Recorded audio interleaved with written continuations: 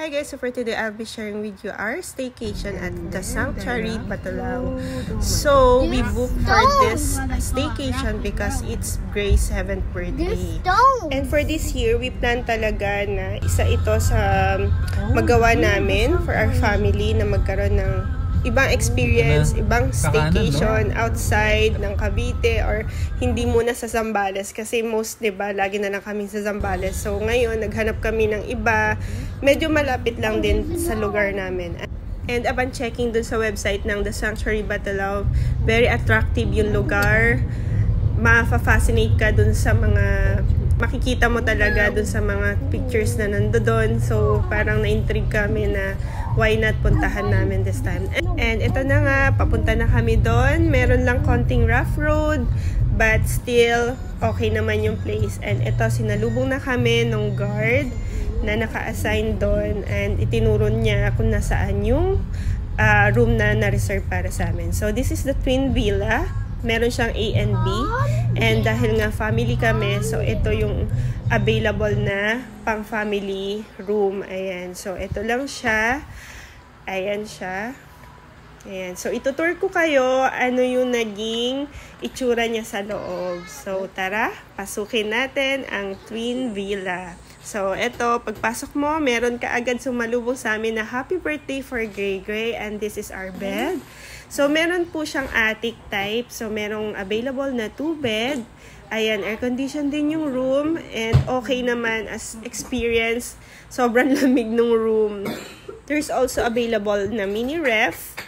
And 1 comfort room. Ayan. So, the comfort room is super linis.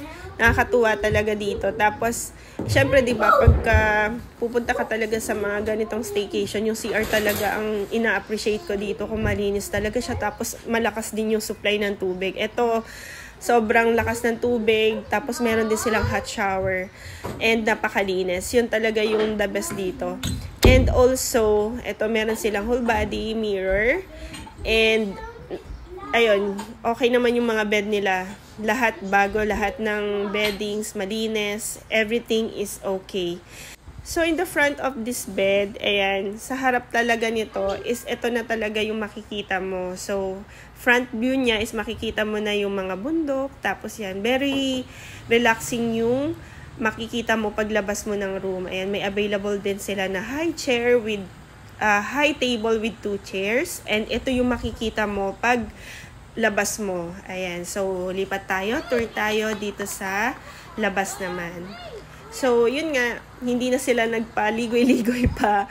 Nagbihis agad. Gusto na agad mag-swimming kahit napakainit. Sobrang init nung dumating kami. So, sabi ko magpahinga muna. Pero hindi na nga sila makapag-antay. So, eto na. Ililibot ko na kayo dito sa may pool side. So, upper side, meron siyang ganitong mga upuan. Ayan, may mga bench na available dito. So, ayan siya. Ganyan siya kaganda.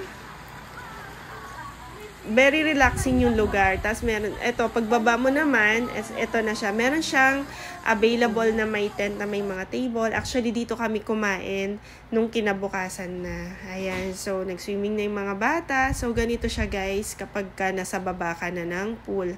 And, ang bilis nga ng oras, it's dinner time! Look, happy birthday, Grimace. No, it's your birthday. Happy birthday, Gregory. Happy birthday to you.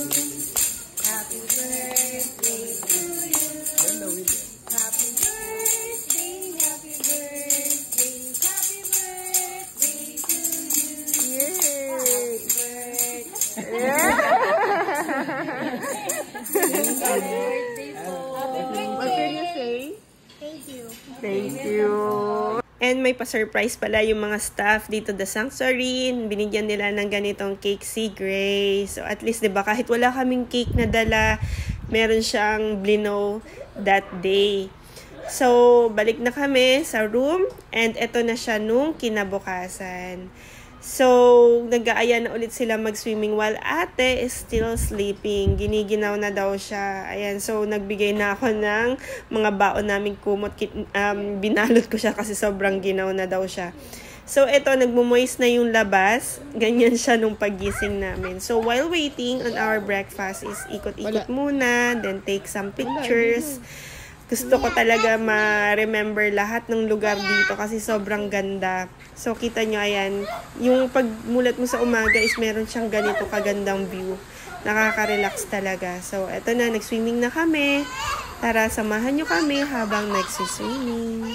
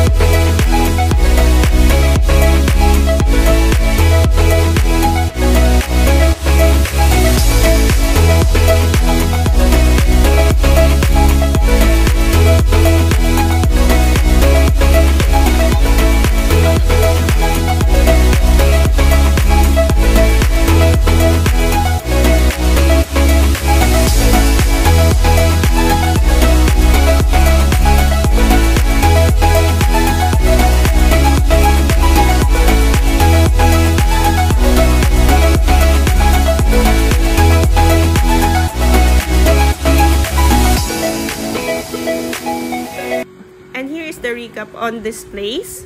So sa akin, it's 10/10. Sobrang ganda ng lugar. Yung paggising mo, napaka-relaxing.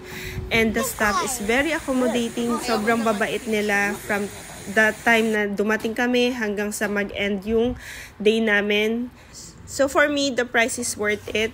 Okay yung naging experience namin, the whole family. And masaya yung mga bata na naka-experience ng mga ganitong kagandang lugar.